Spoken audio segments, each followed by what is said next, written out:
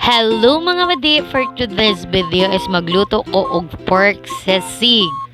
Kini nga kong pork mga madi is sobra panis lechon belly sa birthday ni mami no.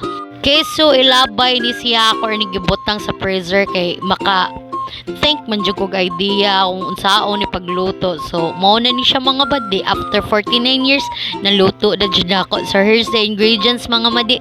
Pinobre ra gini style ato ha. So tanawang lechon belly na mo. Ako dyan ang gikip mga madi. Nga na ming mga pobre mga madi. Daginuton dyan ni namo. So first is nagbutang ko gamay mantika lang. Para lang ning ako alang ning pahubsan ning tambok ning akong belly mga madi no. Kay para mawala ni mga tambok ani. Then after that nakuhaan na akong tambok or nagpakupsa na.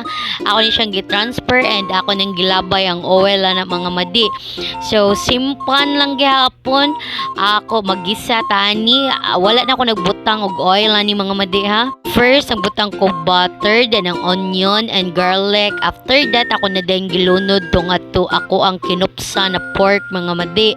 After ana naglunod ko og pepper and sili espada, din gibutan ako og magic syrup, oyster sauce.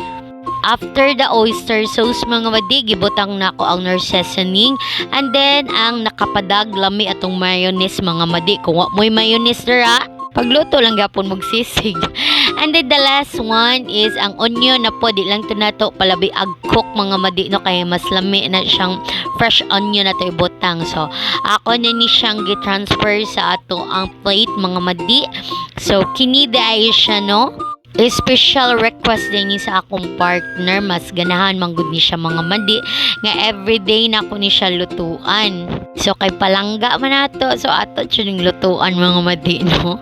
So partner din ni siya sa musudan na utanon mga madi. Actually di kay mi naga pork dire pero kay naaman mi belly sobra sa pag-birthday ni mami. Ako na lang pud ning gidaginot kay sa malabay ra.